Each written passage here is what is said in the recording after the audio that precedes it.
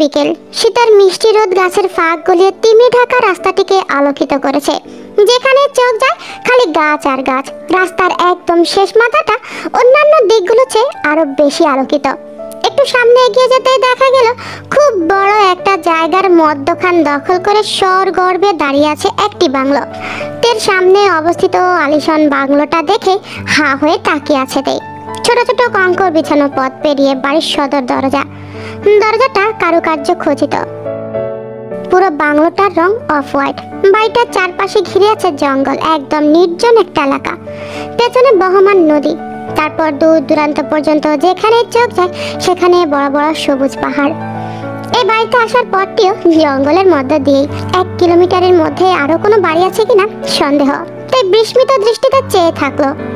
এই চমৎকার বাড়িটি জাংকুক কিনেছে। এই যেন স্বপ্নের প্রাসাদ। ইস, জাংকুকের মতো আমারও তো টাকা থাকতো যদি, তাহলে আমি জাংকুকের আগেই বাড়িটা কিনে ফেলতাম। একদম আমার মনের মতো এই বাড়িটি। কথাগুলো নিজে মনে মনে ভেবে জাংকুককে উদ্দেশ্য করে তে এবার বলে, ও মাই গড জাংকুক, এটা তোমার সারপ্রাইজ? কুকির পছন্দ যে এত সুন্দর তা তো জানতাম না। জিয়ান তখন থেকে পেছন থেকে জড়িয়ে ধরে বলে, দেখতে হবে না কার ভাই এটা।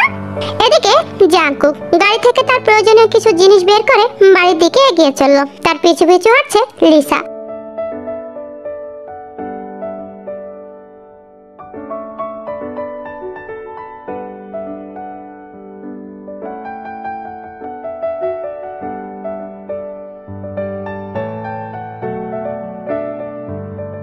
লিসা তার মাথাটা 360 ডিগ্রি অ্যাঙ্গেলে ঘুরিয়ে ঘুরিয়ে বাংলোটা দেখছে, আর জিয়ান তার হাত ধরে নিয়ে হেঁটে জাংকুকের পাশে গেল। ভাই, কি রে, আমি কি তোর এতই পর হয়ে গিয়েছি? বল কুকি, কেন? তাহলে তুই একা একা বাংলো কিনে ফেললি, আমাকে একবারও জানালি না কেন? আমি ভাগ বসাতে আসবো তাই? বল। এটা একটা সারপ্রাইজ। আমি চেয়েছিলাম সব ঠিক করে তোকে বাড়িটা দেখাই, আর আমার সব কিছুই তো তোর নাকি? জিয়ান তৃপ্তি ভরা দৃষ্টিতে জাংকুকের বাড়ির দিকে তাকালো। জাংকুককে দেখে তার মনে হচ্ছে জাংকুকও হাসছে। আমার কেন যেন মনে হচ্ছে জাংকুকও হাসছে। কিন্তু কি আশ্চর্য, জাংকুকের চেহারা হাসির ছাপ পর্যন্ত নেই, তবুও কেন মনে হয় জাংকুক মৃদু হাসছে। বাড়ির ভিতরটা দেখেতে দ্বিগুণ অবাক হলো। ভিতরটা বিশাল বড়। ড্রয়িং রুমের প্রতিটা আসবাবপত্রে শিল্পের ছোঁয়া। দেয়ালে মস্ত বড় একটা পেন্টিংটা শত রঙের ছোঁয়া দিয়ে একটা মেয়ের মুখের এক পাশ আঁকা। মেয়েটির চোখ যেন চেয়ে থেকে কিছু একটা বলছে, এতটাই জীবন্ত।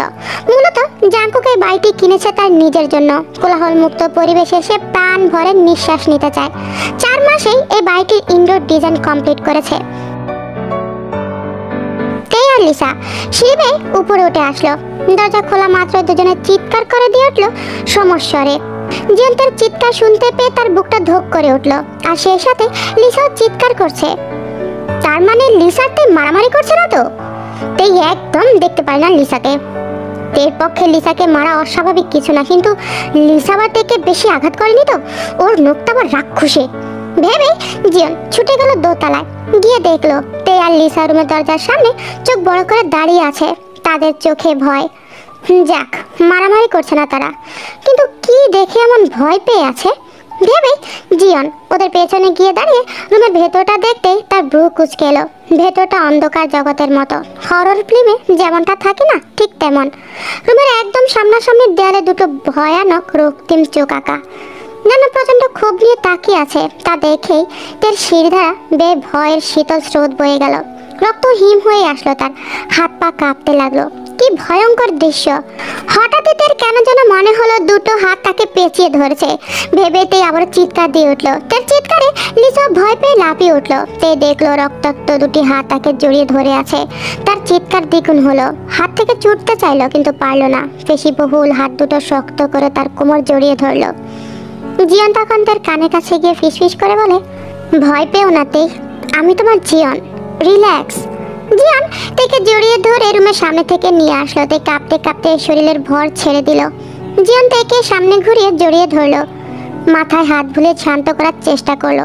তাই শান্ত হয়েও জিয়ানকে জড়িয়ে ধরে রাখলো। মাথার ভিতরে সেই দৃশ্য ঘুরপাক খাচ্ছে এখনো।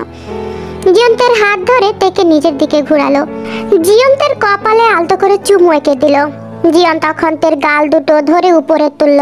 তের চোখে মোহ, অন্যরকম দৃষ্টিতে চেয়ে আছে তেই জিয়নের দিকে। তবে জিয়ন ধরতেই পারল না তের এই অন্যরকম দৃষ্টিটা আদৌ কি তার জন্য কিনা। তাই জিয়নকে নিজে থেকে ছাড়াতে গিয়ে টের পেল তের শরীরে এক ফোঁটাও শক্তি নেই, সে যেন স্ট্যাচু হয়ে আছে। জিয়ন তের কপালে আলতো ছলো তার ওষ্ঠদর কেঁপে উঠল, তাই চোখ বন্ধ হয়ে গেল তার। হঠাৎ দরজা খোলার আওয়াজে চমকে উঠল দুজনেই। তাই দেখলো জাংকুক দাঁড়িয়ে আছে আর পেছনে লিসা। জিয়ন আর তেই খুব কাছাকাছি দাঁড়িয়েছিল দুজনেই। জাংকুককে দেখে তেই অপ্রস্তুত হয়ে জিয়নের কাছ থেকে দূরে সরে দাঁড়ালো। চিৎকার শুনলাম কার?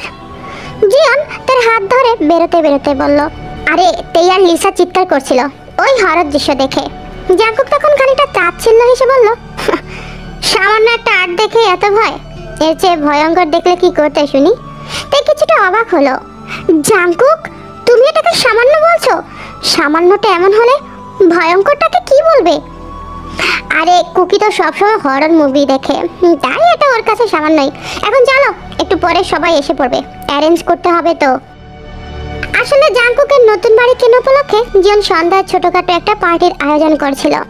জিয়নের সব বন্ধু বান্ধব আর জাংকুকের ওল্ড একাডেমিক কিছু ক্লাসমেট আসবে। তেই আর লিসা দোতলায় কোনা রুমে চলে গেল। তাই অফ হোয়াইট কুর্তির সাথে ব্ল্যাক জিন্স পরলো, গলায় চিকন ওড়না, চোখে আইলাইনার আর ঠোঁটে রেডি লিপ গ্লস লাগানো। তাকে দেখতে চমৎকার লাগছে। তাই নিজে নিজেকে দেখে একটু মুচকি হাসলো। রেডি হওয়ার পর সে স্লাইডিং ডোর খুলে বারান্দায় গেল। বারান্দাটার গ্রিল নেই, বাড়ির পেছনে জঙ্গল আর একটু দূরে বয়ে চলেছে একটা নদী। নদীর ঠান্ডা বাতাস সরাসরি এসে গায়ে লাগলো। বাড়ির পেছনের দিকটা জঙ্গলের কারণে কিছুটা ভুতুড়েও লাগছে।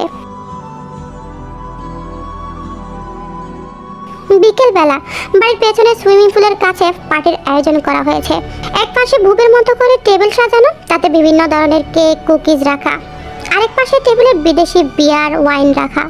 চারপাশ ডেকোরেটর করা হয়েছে বিভিন্ন শেডের চোখ শীতল করা ফেরি লাইট দিয়ে। সন্ধ্যা হলে ফেরি লাইট জ্বালানো হবে। বন্ধুদের সংখ্যা কম না, 15 থেকে 20 জনের মতো হবে। জিয়ন জাংকুকের ড্রেস কোড এক। জিয়নের চঞ্চল মুখে হাসি আর জাংকুকের শান্ত মুখে কি, ওকে দেখে তো কিছুই বোঝা যায় না। তাও সেই শান্ত চোখ, চেহারা আর বডির জন্য তার প্রতি মেয়েরা হুমড়ি খেয়ে পড়ে।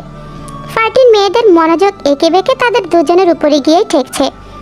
তেই আর লিসা উপস্থিত হলো পার্টি শুরু হওয়ার 20 মিনিট পর। জিয়ন তখন ফ্রেন্ডের সাথে ড্রিঙ্কস করছিল। তেকে পার্টিটা আসতে দেখে জিয়ন তার দিকে মুগ্ধ চোখে তাকিয়েছিল। জিয়ন ভাবছে, তেকে যেন আমি প্রতিদিন নতুন রূপে আবিষ্কার করছি। এই যে তেই কঙ্কর বিছানো পথে হেঁটে আসছে, মনে হচ্ছে যেন আমার মনের রাস্তায় নরম পায়ে হেঁটে বেড়াচ্ছে তেই। এই মন কেমন করা ব্যথা কি শুধু আমার একাই হয়? আমাকে দেখলে কি তেইও এই মন মোহবিষ্ট হওয়ার রোগে আক্রান্ত হয় না? তের চোখে চোখ পড়তেই জিয়ন মিষ্টি হেসে উঠে দাঁড়ালো। বিনিময়ে তেইও হাসলো। জিয়নকে তের কাছে যেতে দেখে সকলের দৃষ্টি তেই আর লিসার দিকে গেল। লিসাকে দেখে কেউ হেসে উঠলো আড়ালে, কারণ লিসা পরেছে সবুজ রঙের শাড়ি, আঁচল গড়াগড়ি খাচ্ছে ফ্লোরে। এমন পার্টিতে কেউ শাড়ি পরে, তাও আবার মামা শাড়ি। তাকে দেখে জিয়ন অট্টহাসি হেসে উঠল। লিসা তখন মুখ ভার করে তেইকে বলল, কি রে তেই, আমাকে কি সুন্দর লাগছে না? জুন এরকম হাসলো কেন? তেই কি বলবে ভেবেই পেল না। আসলে তখন রুমে লিসা হঠাৎ করে তেইকে এসে বলে সে শাড়ি পরবে, আর তাই লিসা একটা সবুজ শাড়িও এনেছে। তেই বারংবার মানা করেছিল এমন পার্টিতে শাড়ি না পরতে, নর্মাল একটা ড্রেস পরতে। তাও একটা আকর্ষণীয় শাড়ি হলে মানা যেত, কিন্তু এটা কেমন পুরানো ডিজাইনের মায়েদের মতো শাড়ি। তবে লিসার জোড়াজোড়িতে বাধ্য হয়ে তাই শাড়িটা লিসাকে পরিয়ে দিল। তাই মুখে মেকি হাসি টেনে বলল, লিসা, তোকে আমি আগেই বলেছিলাম এসব না পড়তে। ওরা হাসছে এমন পার্টিতে এসব পড়ার জন্য। তবে তোকে না, খারাপ লাগছে না সত্যি। কিন্তু তের কথায় লিসা সন্তুষ্ট হতে পারলো না। লিসা সোজা চলে গেল জাংকুকের কাছে। জাংকুক টেবিলের পাশের চেয়ারে পায়ের উপর পা তুলে বসে আছে, হাত বুকের কাছে মোড়ানো, দৃষ্টি ছিল বন্ধুদের হাসি ঠাট্টার দিকে। লিসা টেবিলের সাথে ঘেঁষে দাঁড়ালো একদম জাংকুকের সামনে। জাংকুক একবার তাকালো লিসার দিকে। লিসা খানিকটা লজ্জা মুখ করে বলল, কুকি, কেমন লাগছে আমাকে বল না?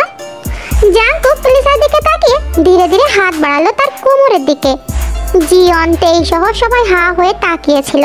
তাদের জানা মতে জাঙ্কুক কখনোই কোনো মেয়ের দিকে তাকায় না, হাত বাড়ানো তো দূরের কথা। তবে মনে মনে তেই খুব খুশি হচ্ছিল, কারণ তেই খুব ভালো করে জানে লিসার নজর জিওনের দিকেও আছে, আর তেই সেটা একদমই চায় না। লিসাকে কারোর গলা ঝুরিয়ে তার কুদৃষ্টি থেকে জিওনকে বাঁচানোর তো তেই বহুদিন ধরেই করেছিল। লিসা চোখ বন্ধ করে নিল। লিসা ভাবছে আর কয়েক মুহূর্ত পরে জাঙ্কুকের পুরুষালী হাত তার চিকন কোমরে এসে পড়বে। ভাবতেই লিসার গা উত্তেজনা শিরশির করে ওঠে, কিন্তু লিসার সব উত্তেজনাতে বরফ ঢেলে দিল জাঙ্কুক। জাঙ্কুক লিসার কোমরের কাছ ঘেঁষে টেবিলে থাকা কাপকেক নিয়ে এক কামড় বসালো আর বলল, ডেলিশিয়াস। জাঙ্কুকের এমন কাণ্ডে সকলে শব্দ করে হেসে উঠল। হাসির শব্দে লিসার চোখ মেলল, দেখলো জাঙ্কুক সামনের দিকে তাকিয়ে মজা করে কেক খাচ্ছে। অপমানে থমথম করছে লিসার মুখ। জাঙ্কুককে কিছু বলবে তার আগে জাঙ্কুক উঠে গিয়ে সাউন্ড বক্সের গান ছেড়ে দিল। সকলে মেতে উঠলো নাচে। জাঙ্কুক সরে হলো লিসার পাশ থেকে। তের নাচতে ভালো লাগে না, তাই তে বসে রইল। জিয়ন তখন তের কাছে এসে তেকে নাচের অফার করলো। তখন তে না চাইতেও জিয়নকে হাত বাড়িয়ে দিল। জিয়ন আতে সবার থেকে একটু সরে গিয়ে সাইডে নাচছিল। জিয়ন তের কোমরে হাত রেখে এদিক ওদিক ঢুলছে। এর মাঝে জিয়নের এক বন্ধু এসে জিয়নকে টেনে নিয়ে গেল। জিয়ন যেতে চাইল না। জিয়ন তার বন্ধুকে মানা করতে গেলে তে চোখের ইশারা বোঝায় যেতে। জিয়ন চলে যায়। পরে তে এসে জাঙ্কুকের পাশে চেয়ারে বসলো। জাঙ্কুক এক মনে সকলের নাচ দেখছিল। হঠাৎ তের কথায় জাঙ্কুকের ধ্যান ভাঙলো। জাঙ্কুক, তুমি কি জানো লিসা কিন্তু আজকে তোমার জন্যই সেজেছে। জাঙ্কুক তের কথা তের দিকে তাকালো। তে বলেই যাচ্ছে, বিকেলে রেডি হওয়ার সময় লিসা শাড়ি নিয়ে এসে বলে ওকে পরিয়ে দিতে। আমি বলেছিলাম পার্টিতে এমন ধরনের শাড়ি যাতে না পরে, কিন্তু ও কি বললো জানো? ও বলেছে তুমি নাকি ওকে বলেছিলে ঠিক হতে, তোমার পছন্দ মতো তৈরি হতে, তাহলেই নাকি তুমি ওকে নিয়ে ভেবে দেখবে। তাই আজ শাড়িটা পরিয়ে দিলাম। দেখেছো ও কত চায় তোমাকে। ওর ইমোশনাল বোঝার চেষ্টা করো কুকি, মেয়েটা সত্যি তোমাকে ভালোবাসে। কি একটু ভালো করে দেখো মেয়েটাকে। এই লিসাকে আমি খুব ছোট থেকে চিনি, ও কেমন মেয়ে সেটাও আমি জানি। একজন কি সবসময় একরকমই থাকে কুকি? লিসা বদলে গেছে সত্যি। জাস্ট ওয়েট অ্যান্ড ওয়াচ বলে জাঙ্কুক তে থেকে চোখ ফিরিয়ে আবার আগের জায়গায় নিল। তবে জাঙ্কুকের এমন চোখ ফিরানো তের এবারও মনে হলো জাঙ্কুক খুব হাসছে। তে এমন ভেবে জাঙ্কুককে এবার সরাসরি বলল, হাসছো কেন তুমি? কোথায় হাসলাম? চোখ না ফিরিয়ে জাঙ্কুক বলল, আমার মনে হচ্ছিল তুমি হাসছো। তুমি আর তোমার মন দুটোই ফালতু।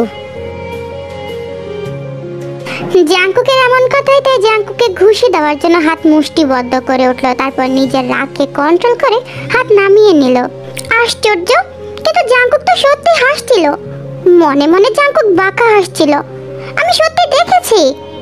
জাঙ্কুক আবারও চোখে চশমা ঠিক করে ঠোঁট কামড়ে তাকিয়ে রইল ডান্স ফ্লোরে। এই দেখলো ডান্সের তালে তালে লিসা বারবার একটা ছেলের গায়ের উপরে ঢলে পড়ছিল। দুজনে কোমর জড়াজড়ি করে নাচছে। আর এসব দেখে তের ঠোঁট দুটো ফাঁকা হয়ে গেল। আরে এই লিসা তো দেখছি একবারে গিরগিটি। একটু আগেই তো লিসা আমাকে বলেছিল জাঙ্কুককে নিয়ে কত ভালোবাসার কথা, আর এখন ঢলাঢলি করছে অন্য ছেলের সাথে। আশ্চর্য মেয়ে একটা। তাই বসেই রইল, কিন্তু লিসার একটা কাজে তের বসে থাকতে পারলো না। লিসা নাচতে নাচতে একদম জেনের কাছে চলে যায়। জেনের সেই খেয়াল ছিল না, কারণ জেন চোখ বন্ধ করে নাচছিল। সেই সুযোগে লিসা জেনের একটা হাত নিয়ে নিজের কোমরে রাখলো, আর তা দেখেই তেই উঠে দাঁড়ালো। তার বক্ষতালু রাগে জ্বলছে। চেয়ারে একটা ধাক্কা মেরে সে ডান্স ফ্লোরে চলে যায়। আর জেনের কাছ থেকে লিসাকে ছাড়িয়ে শক্ত করে একটা চড় মারলো লিসাকে। তারপর ধাক্কা মেরে ফেলে দিল পুলে। নাচ বন্ধ হয়ে গেল সবার। গান বন্ধ হলো। সকালে চমকানো দৃষ্টিতে তাকিয়ে আছে তের অগ্নিমূর্তির দিকে। লিসা পানিতে পড়ে পানি গিলেও ফেলেছে। কতক্ষণ কেশে নিজেকে ঠিক করে রাগান্বিত দৃষ্টিতে তাকালো তের দিকে। তেই ভয়ানক অকথ্য একটা গালি দিল। তারপর বলল, ডাইনির ঘরের ডাইনি, কয়টা লাগে তোর? বিকেলে না বলেছিলে জাংকুককে ছাড়া তুই নাকি বাঁচবি না, তাহলে এখন বগিউম আর জিয়নের সাথে এত ঘেঁষাঘেঁষি কিসের তোর? তোরে এমনি এমনি ডাইনি বলি না আমি, সবার থেকে বয়ফ্রেন্ড ছিনিয়ে নাস তুই পুরো ডাইনিদের মতো। কথাগুলো বলার পর তেই লিসার মুখ বরাবর থুতু ফেললো। সকলে থম মেরে দাঁড়ালো, কেউ বিশ্বাসই করতে পারছে না যে সামনের মেয়েটি আসলেই তেই। জিয়ন নিজেও বিস্মিত। তেই রাগে কাঁপতে কাঁপতে পেছন ফিরে জিয়নকেও নাক বরাবর মারলো একটা ঘুষি। ওই তুই নিজেও কি মেয়েদের সাথে ঢলাঢলি করতে খুব ভালো লাগে তাই না? অসভ্যের বাচ্চা, যেখানে সুন্দরী নারী দেখবে সেইখানে ছুটে যাবে, ই তোর বেয়াদব কোথাকার। জিয়নকে কথাগুলো বলে তেই জনের পাশ কাটিয়ে চলে যাওয়া ধরলো। জন ঘুষি খেয়েও হেসে ফেললো। তাই এতটা জেলাস জিয়ন কখনোই ভাবতেই পারেনি। জিয়ন তখন দেখে পেছন থেকে ধরলে তে জিয়নের হাতটা ঝটকা মেরে ফেলে দেয় আর আঙ্গুল তুলে শাসায় জিয়নকে যেন তার পিছু না ধরে। তাও জিয়নের মুখ থেকে হাসি যেন সরছিলই না। এইসব ঘটনায় কারোরই ভীষ্মের অবসান ঘটছিল না। তবে জাংকুক ছিল সম্পূর্ণ নিষ্পৃহ, সেজন্য জানতো এমনটাই হবে। জাংকুক আড়ালে বাঁকা হেসে চেয়ারের সাথে হেলান দিয়ে আবারও বসলো। তে তখন জাংকুকের সামনে এসে জাংকুককে বলে, জাংকুক তোমাদের ওয়াশরুমটা কোথায়? চলো দেখিয়ে দেই। আমাকে বলো কোথায়, আমি নিজে যেতে পারবো। জাংকুকের বাংলোটা সবগুলো বাথরুমের কাজ বাকি ছিল, এছাড়াও একটা সিঙ্গেল বাথরুম আছে। জাংকুক থেকে সেটা ঠিকানা বলে দিয়ে আবারও বসে পড়লো চেয়ারে। তখন জিয়ন এসে তেইকে বলল, জান চলো আমি তোমাকে নিয়ে যাচ্ছি। আবারও ঘুষি খাওয়ার ইচ্ছে আছে তাই না? জিয়ন হাসুচোখ মাথা নাড়িয়ে আবারও হাসলো। অসহ্য একটা। তোমারই তো। একদম ঢং করবি না আমার সামনে, একদম আসবি না আমার পিছন পিছন। আই রিপিট, একদম আসবি না, না হলে ভালো হবে না। আর জাংকুক তোমার ভাইয়ের নাকে মলম লাগিয়ে দিও বলে তে চলে গেল। তখন সূর্য ডুবে গেছে, আকাশে যেন রক্ত ছিটানো, টকটকে লাল। পাখিরা কিচিরমিচির করে নিড়ে ফিরছিল। বাথরুমটা বাড়ির শেষ মাথায়। বাড়িটির সাইড ঘেঁষে আরেকটা করিডোর। তাই হাঁটতে হাঁটতে জানালা দিয়ে রক্তিম আকাশ দেখছিল। না, এই মুহূর্তে মাথায় প্রচুর পরিমাণে পানি ঢালা জরুরি, নিজেকে শান্ত করতে হবে ভেবে তে একটা বড় নিঃশ্বাস ছাড়লো। আজকে খুব শান্তি লাগছে প্রতিশোধ নিতে পেরে। এমন একটা দিনের অপেক্ষায় তো ছিলাম আমি বহুদিন ধরে। লিসা আমার সাথে খুব খারাপ আচরণ করেছিল যখন আমি অসহায় ছিলাম, খালি হাত তোলাটাই বাকি রেখেছিল। এখন আর আমি অসহায় নই, তাই আজকে জিয়নের উছিলা করে লিসাকে শান্তি মতো একটা চড় মেরেছি। আহ, কি একটা শান্তি লাগছে এখন আমার। এইসব ভাবতে ভাবতে হঠাৎই হাঁটা থেমে গেল তের। যখন তে কিছু একটা পড়ে যাওয়ার আওয়াজ শুনলো, পিছন ফিরে দেখে একটি ছোট ফুলদানি নিচে পড়ে গড়াগড়ি খাচ্ছে। তাই কিঞ্চিত বুক কুচকালো। বাইরে তো বাতাস নেই, তাহলে এটি পড়লো কিভাবে? তাই গিয়ে ফুলদানিটি পুনরায় টেবিলে রেখে দিল, আবার হাঁটতে লাগলো।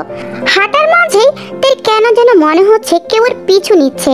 তাই পিছন ফিরলো আবার, না কোথাও কেউ নেই তো। তাই আবারও হাঁটতে লাগলো, আবারও মনে হলো কেউ পিছু নিচ্ছে। এবার দাঁড়িয়ে পড়লো। তার মনে হচ্ছে অনুসরণকারীও দাঁড়িয়েছে। তার ভয় হতে লাগলো, বাইরের সাজ নেমে পড়বে এক্ষুনি। অন্ধকার নামতে শুরু করেছে, এখানে লাইটও নিভানো, ভুতুড়ে লাগছে পরিবেশ। তাই দৌড় শুরু করলো। এবারও মনে হলো পিছনের ব্যক্তিটিও দৌড়াচ্ছে। আশ্চর্য, এই রাস্তাটা শেষ হচ্ছে না কেন? এত দেরি লাগছে কেন ওয়াশরুমে যেতে? তাই ভয় ভয় আবার দাঁড়িয়ে পড়লো আর সাথে সাথে পেছন ফিরলো। না তো, কেউ তো নেই এখানে। কিন্তু ওই জানালার পর্দাটি উড়ে থেমে গিয়েছে কেন? মনে হচ্ছে কেউ যেন ওই জায়গাটা অতিক্রম করেছে মাত্রই। তাই তখন সাহস সঞ্চয় করে বলল, কে কে কে ওখানে? কোন কাপুরুষের বাচ্চা এভাবে পিছু নিচ্ছিস? সাহস থাকলে মুখে মুখে এসে ফাইট কর, ভিতর ডিম একটা। তবে সাড়া আসলো না। পুরো অন্ধকার করিডোর। তাই নিজের নিঃশ্বাসের শব্দ নিজেই শুনতে পাচ্ছে। তাই পিছনে তাকিয়ে উল্টো পথে হাঁটতে লাগলো। ধীরে ধীরে হঠাৎ দেয়ালের সাথে পিঠ লেগে গেল তের। যাক বাবা, পৌঁছে গিয়েছি অবশেষে ওয়াশরুমে ভেবে তে যখনই শান্তির নিঃশ্বাস ফেলবে ঠিক তার আগেই তার নিঃশ্বাস মাঝপথে থমকে গেল, কারণ দেয়ালের আওয়াজ শুনে। দেয়ালটি তার কানের কাছে এসে ফিস ফিস করে বলে, হে মিস বিউটিফুল ধানি লঙ্কা। ব্যাস, এই কথাটি তার এতক্ষণকার সাহসে পানি ঢেলে দিল। ভয় করছে তার, কারণ দেয়ালটির কণ্ঠটি একজন পুরুষের কণ্ঠের মতো লাগছে। তে তড়িৎ গতিতে পেছনে পেল। আসলে তে কোনো দেয়ালে না, একজন পুরুষের বুকে পিঠ লেগেছিল তার। তে তাকিয়ে দেখলো একটি চিপচিপে দেহের চমৎকার দেখতে একটি ছেলে, চকলেট কালারের টি শার্ট পরনে, চোখে পাতলা প্রেমের চশমা, ঠোঁটে মৃদু হাসি। এই ছেলেকে আগে তো কখনো দেখিনি। কে এই ছেলে, আর এখানে বা কি করছে? কে কে কে আপনি? ছেলেটি এক হাতের চশমা ঠিক করলো, এক পা এগিয়ে এসে খানিকটা ঝুঁকে দাঁড়ালো তের দিকে, মুখে মৃদু হাসি।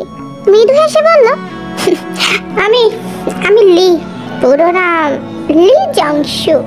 তেই এক পা পিছু হাঁটলো, তীক্ষ্ণ দৃষ্টি ছুঁলো অজ্ঞাত মানবটির দিকে, খানিকটা রাগ রাগ গলায় বলল, আমি আপনার নাম জানতে চাইনি, আপনাকে তো এর আগে কখনোই এখানে দেখিনি, আর এখানে বা কি করছেন আপনি? আগে দেখেননি তো কি হয়েছে, এখন দেখে নিন, ভালো করে দেখে নিন। আচ্ছা, কোন পার্টটা দেখতে পছন্দ করবেন বলুন তো? বলে পকেটে হাত পুরে শটান হয়ে দাঁড়ালো লি। তে রাগে চোখে তাকায় শুভর দিকে। ফাজলামো করার জায়গা পান না মিয়া? জুতার বাড়ি চিনেন? খেয়েছেন কখনো? না খেলে আসেন, খাওয়াই দেই। বেয়াদব, ফালতু, অসভ্য। তে এমন কথায় কিছুটা ভেবাচাকা খেয়ে গেল, চোখ বড় হয়ে গেল তার। অবাক করা কণ্ঠে বলল, বাপরে, আপনি যে মারাত্মক সেটা জানি, কিন্তু এতটা মারাত্মক তা তো জানতাম না। বাই দ্য ওয়ে, রাখবেন না মিস, প্লিজ, আমি জাস্ট মজা করছিলাম। মজা করার একটা লিমিট থাকে। আমি কিংবা আপনি কেউই কাউকে চিনি না, তাহলে এই ধরনের লেম মজা করার মানেটা কি শুনি? এই উত্তেজিত হয়ে যাচ্ছিল ক্রমশই। লি তখন হাত দুটো সামনে এনে শান্ত করার ভঙ্গিতে বলল, ওকে ওকে মিস, শান্ত হন। এ দেখুন, কানে ধরছি, তাও প্লিজ চিৎকার করবেন না। কেউ দেখতে পেলে খারাপ ভাববে। কানে ধরলো তে, সেটা দেখে তে ভাবছে, জীবন যদি এসব শুনতে পেলে কেলেঙ্কারি ঘটে যাবে। এটা তো এতক্ষণ আমার মাথায় আসেনি। এই রাগই না যেন আমার একদিন সর্বনাশের মূল হয়। কিছুতেই আমি রাগটা কমাতে পারছি না। ওয়েল, ভালো ভালো জবাব দিন এবার। হু আর ইউ? তার আগে কানটা ছাড়ি? না, কান ধরেই বলুন। আচ্ছা, সমস্যা নেই, আমার এইভাবে থাকতেই ভালো লাগছে।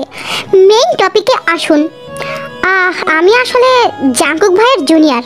উনি এখানে আমাকে ইনভাইট করেছিল। উনি আমার কাউন্সিলর। তো পার্টিতে না থেকে এখানে কি করছেন? এইখানে মানে এমনিতে একটু হাঁটছিলাম আর কি। জাঙ্কুক ভাইয়ার পেন্টিং দেখছিলাম বলে বাইরের দিকে তাকিয়ে সামান্য আটকে উঠল শুভ। ও মাই গড, সন্ধ্যা হয়ে গিয়েছে, আমাকে তো তাড়াতাড়ি বাসায় ফিরতে হবে। বাইরের দিকে তাকিয়ে তেও যেন হুঁশ পেল, সন্ধ্যা নেমে এসেছে। মিস, তাহলে আমি গেলাম বলে শুভ পা বাড়ালো। শুনুন, দাঁড়িয়ে পড়ে পিছু ফিরে তের দিকে তাকালো। আমার সাথে একটু ওয়াশরুমে যাবেন প্লিজ? তের চোখে মুখে ভয় দেখতে পায়, মনে হয় কোনো ব্যাপার নিয়ে খুব ভয় পেয়েছে। তবুও সে দুষ্ট হেসে বলল, ওয়াশরুমে একসাথে? না, মানে আমি বোঝাতে চেয়েছি যে আপনি একটু বাইরে দাঁড়িয়ে থাকবেন। বাবা, এতক্ষণ যে আমাকে ভয় দেখালো, সে কিনা ওয়াশরুমে একা যেতে ভয় পায়। আরো কত কিছু দেখবো দুনিয়ায়, ভয় দেখানোর কি আছে? যাচ্ছি তো নাকি বলে দুজন ওয়াশরুমের দিকে চলে যায়। কিছুক্ষণ পর ওয়াশরুম থেকে বেরিয়ে তারা পার্টির জায়গায় পৌঁছানোর আগেই তে দাঁড়িয়ে যায়। দাঁড়ালেন কেন? আবার ওয়াশরুমে যাবেন নাকি? আমি ওইখানে যাওয়ার 5 মিনিট পর আপনি আসবেন। দুজনকে একসাথে দেখলে সমস্যা। আরে কোনো সমস্যা হবে না, আমরা কাপল হিসেবে না হয় জয়েন করি। আমার পায়ে কিন্তু হিল আছে। Just kidding miss, just kidding, please আপনি যান। তার কিছুই ভালো লাগছে না, একদম কেমন জানি অস্থির লাগছে। তাই ভাবতে থাকে, আমার কেন যেন মনে হচ্ছে ওই শুভ নামের ওই ছেলেটা আমাকে ফলো করছিল। কিন্তু শুভ কেন আমাকে ফলো করবে? সে তো আমাকে প্রথমবার দেখলো। নাকি শুভ না, নাকি শুভ, নাকি অন্য কেউ ফলো করছিল, নাকি কেউই ফলো করছিল না, শুধুই ভ্রম ছিল এটা আমার। উফ, ভীষণ মাথা ব্যথা করছে, কিছুই ভালো লাগছে না। বাড়িতে গিয়ে লম্বা একটা ঘুম দেওয়ার দরকার খুব। জাঙ্কুক কোনার একটা টেবিলে বসা, সামনে হরেক রকম কেক, তার এক হাতে মোবাইল আর এক হাতে চিজ কেক। ব্রুকুজকে মোবাইলের দিকে খুব মনোযোগ সহকারে তাকিয়ে আছে। জাঙ্কুক যখন ব্রু কিঞ্চিত করে তখন সে আনমনে নিচে ঠোঁট কামড়ে ধরে। তাই এদিক ওদিক তাকিয়ে জিয়নকে খুঁজলো। না, জিয়নের কাছে ক্ষমা চাওয়া দরকার। শুধু শুধু মারলাম জিয়নকে। লিসার রাগ জিয়নের উপর ঝাড়ার কারণে এখন কিছুটা অনুতপ্ত হচ্ছে জিয়নের জন্য। তাই জিয়নকে না পেয়ে জাঙ্কুকের কাছে এসে জিজ্ঞেস করলো, জাঙ্কুক, জুন কোথায়? জাঙ্কুকের মনোযোগে ব্যাঘাত ঘটলো। সে মোবাইল থেকে চোখ উঠিয়ে তের দিকে তাকায়, আর তাকানোর সাথে সাথে তের বুক কেঁপে উঠলো ওই তীক্ষ্ণ দৃষ্টির মুখে পড়ে। তাই চোখ সরিয়ে ফেললো দ্রুত। তের মনে হলো যেন জাঙ্কুক তার ভেতরটা পড়ে নিয়েছে এক নিমিষেই। জানি না, নাকে মলম লাগিয়ে দিয়েছো? না। কেন? তোমাকে না বলেছিলাম কুকি আমি তোমার চাকর নই। তেই, কি আশ্চর্য, সামান্য মলম লাগানোর সাথে চাকরের কি সম্পর্ক? এখানে চাকরের কথা উঠছে কেন জাঙ্কুক? ভাই হিসেবে তো মলমটা লাগিয়ে দিতে পারতে নাকি? আমার ভাই এতটা উইক না যে সামান্য একটা মেয়ের হাতের আঘাতে আহত হবে। তাই এক হাত কোমরে আর এক হাত কপালে রাখলো, চোখ বন্ধ করে কপাল ম্যাসাজ করলো, গভীর শ্বাস নিয়ে উঠতি রাগকে দমন করলো। এই জাঙ্কুকটা আমাকে ছোট করে কথা বলার সুযোগ কখনোই মিস করে না, সব সময় আমাকে ছোট করবেই। না করলে যেন এই বেয়াদবটার পেটের ভাত হজমই হয় না। এই যে মাত্রই এই কথাটাই সে খুব সুন্দর করে বুঝিয়ে দিল যে আমি সামান্য একটা মেয়ে। কথাগুলো ভেবে তেই জাঙ্কুকের দিকে খানিকটা ঝুঁকে এলো আর দাঁতে দাঁত চেপে হেসে বলল, তবে কি বলো তো জাঙ্কুক, এই সামান্য মেয়েটার জন্যই কিন্তু তোমার ভাই জুন পাগলের মতো হয়ে আছে, তাই না কুকি? আর এই সামান্য মেয়েটাকেই তুমি অনুরোধ করেছিলে যে তোমার ভাইয়ের সাথে থেকে যাওয়ার জন্য।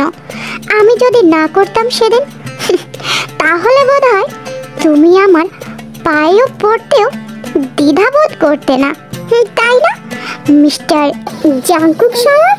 জাঙ্কুক শান্ত অথচ ক্রোধ চোখে তাকালো তের দিকে।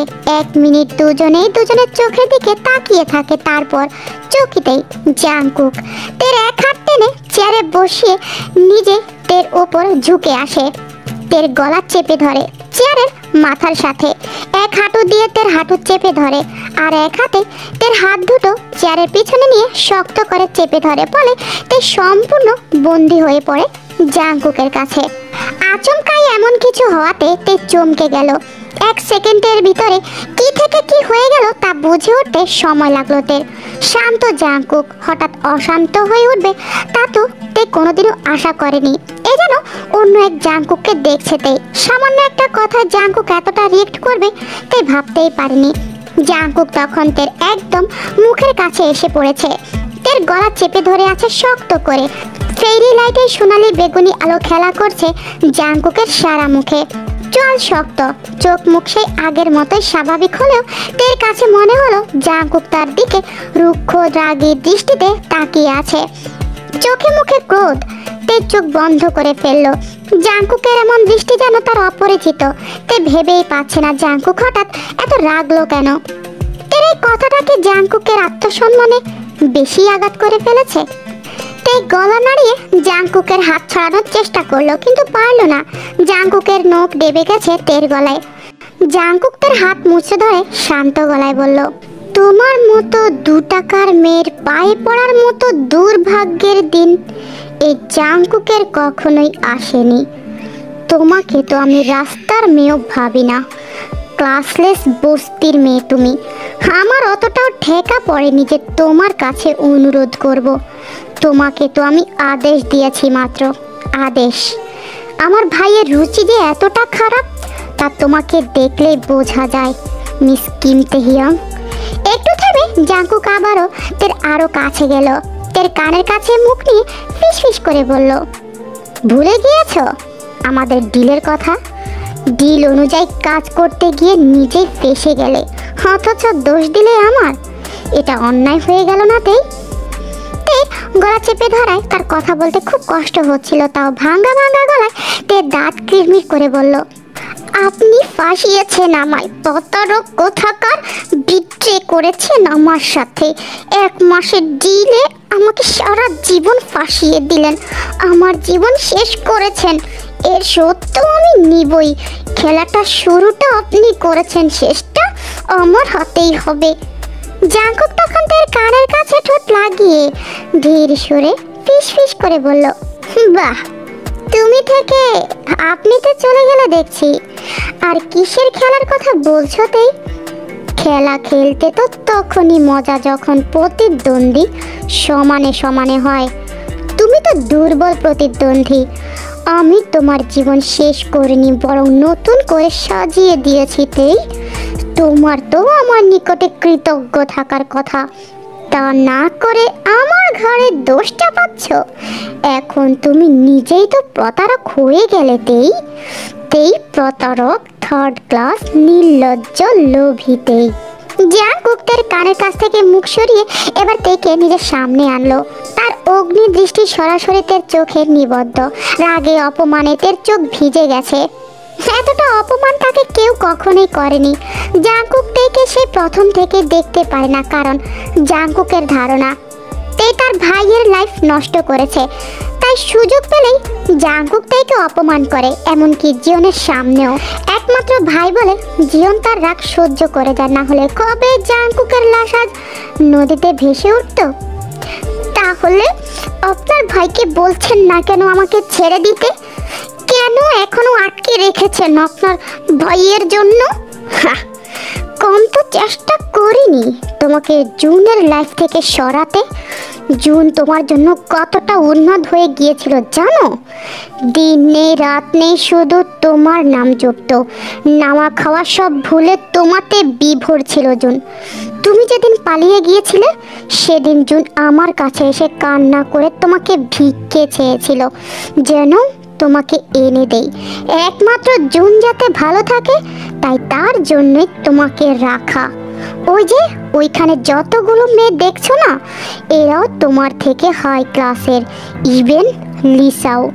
তুমি তো তাদের নখের যোগ্য নাও। তোমাকে তো শুধু প্রয়োজনের জন্যই রেখেছি তেই, জুনের প্রয়োজনে। জাঙ্কুক ভাই, কি করছেন কি আপনি? জাঙ্কুক তের দিক থেকে চোখ উঠিয়ে দেখে শুভর চোখে মুখে কৌতূহল। জাঙ্কুক তের গলা থেকে হাত ঝটকা মেরে সরিয়ে দিয়ে উঠে আসলো, ফলে তে চেয়ার থেকে উল্টে পড়ে গেল। এটা দেখে শুভ এগিয়ে গেল তেকে ধরতে নিলে জাঙ্কুক শুভকে বাধা দেয়। শুভ, ধরো না ওকে, না হলে ওই আবর্জনা তোমার গায়ে লাগলে তুমিও নোংরা হয়ে যাবে। এসো, এদিকে এসো। জাঙ্কুকের কঠিন আদেশ। শুভ দাঁড়িয়ে পড়ে। জাঙ্কুককে না বলার সাহস শুভর নেই, তাই সে তের দিকে অসহায় চোখে তাকিয়ে জাঙ্কুকের কাছে চলে গেল। জাঙ্কুক শুভকে নিয়ে ফুলের সাইডে চলে গেল। আসলে কিছুদিন আগে জিওন আর জাঙ্কুকের কিছু কিছু কথোপকথন শুভ শুনে নিয়েছে। সেই পরিপ্রেক্ষিতে শুভর ধারণা জাঙ্কুক তেই নামক মেয়েটাকে একদমই পছন্দ করে না। শুভ জাঙ্কুকের সাথে হাঁটছে আর ভাবছে, জাঙ্কুক ভাই যদি কাউকে অপছন্দ করে তবে জাঙ্কুক ভাই তার দিকে ফিরেও তাকায় না। রাগ করা তো দূরের কথা, তাহলে আজ হঠাৎ করেই বা তের সাথে এত রাগ দেখালো কেন? জাঙ্কুক ভাইকে আমি যত বছর ধরে চিনি, তাতে জাঙ্কুক ভাইকে আমি কখনোই এতটা রাগতে দেখিনি। সবসময় শান্তভাবে হ্যান্ডেল করেছে সবকিছু। আসলে জাঙ্কুকে হঠাৎ রেগে যেতে দেখে শুভ নিজেও কিছুটা ভড়কে গিয়েছিল, অথচ জাঙ্কুক তে শুভ তারা জানলই না তাদেরকে যে পিছন থেকে আরেকজনও দেখছে। জাঙ্কুক আর তের ফিসফিসানো কথাগুলো ছাড়া আর বাকি সবগুলো কথাই শুনে ফেলেছে সেই ব্যক্তিটি। কথাগুলো শুনে সে ব্যক্তিটি তার হাত মুষ্টিবদ্ধ করে, তবে সেই মানুষটি ক্রোধান্বিত হলেও সে যে কিছুই করতে পারবে না এখন। জাঙ্কুক ভাই, একটা পার্সোনাল কথা জিজ্ঞেস করি। জাঙ্কুকের দৃষ্টি আবদ্ধ ছিল ফুলের নীল পানির দিকে। তার চোখ মুখ এখনো শক্ত, গালের কাটা দাগ ঝলঝল করছে। আমার ভাইয়ের জীবনটা যে ধ্বংস করবে তাকে আমি ছেড়ে দেব না, সে যেই হোক না কেন। আর কিছু জানতে চাও?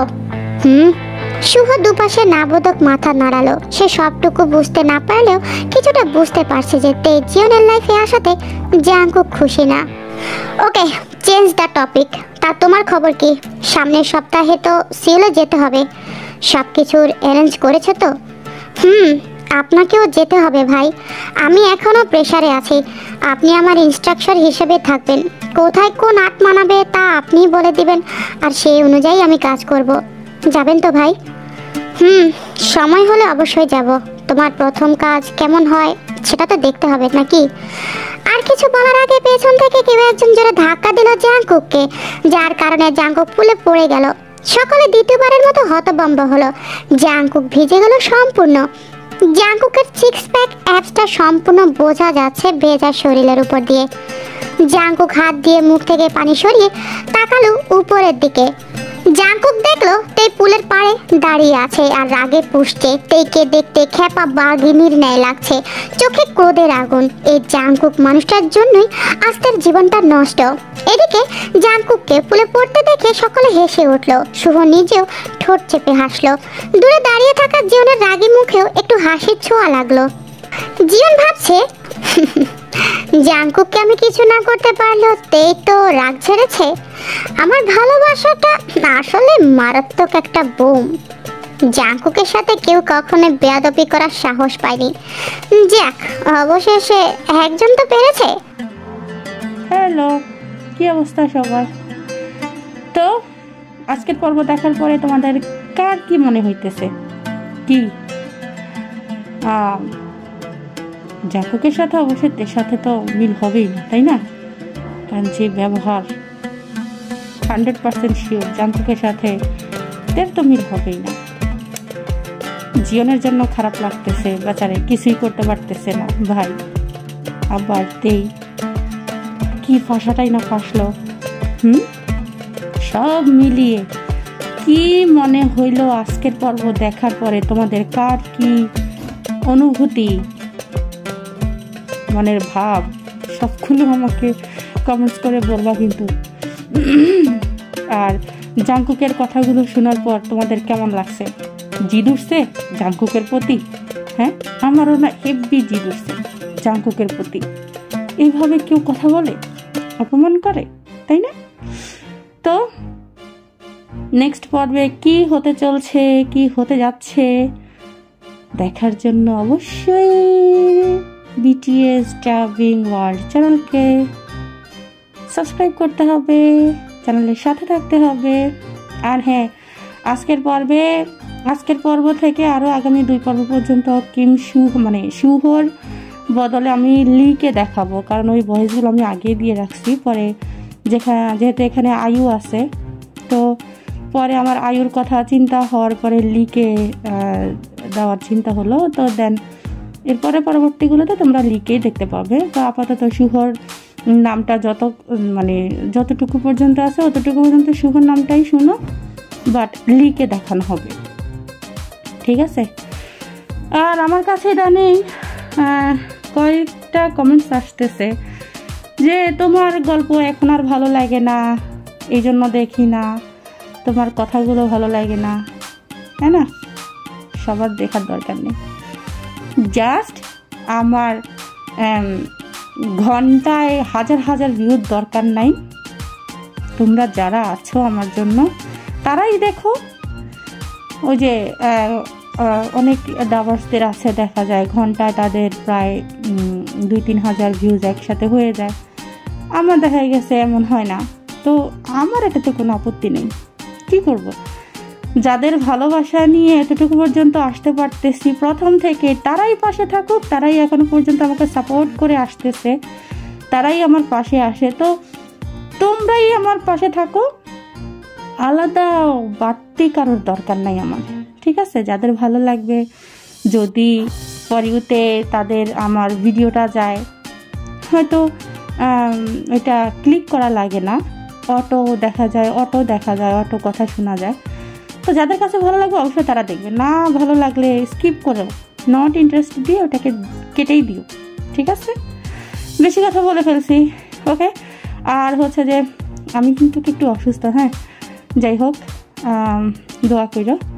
আর অবশ্যই ভালো থেকো সবাই। আল্লাহ হাফেজ।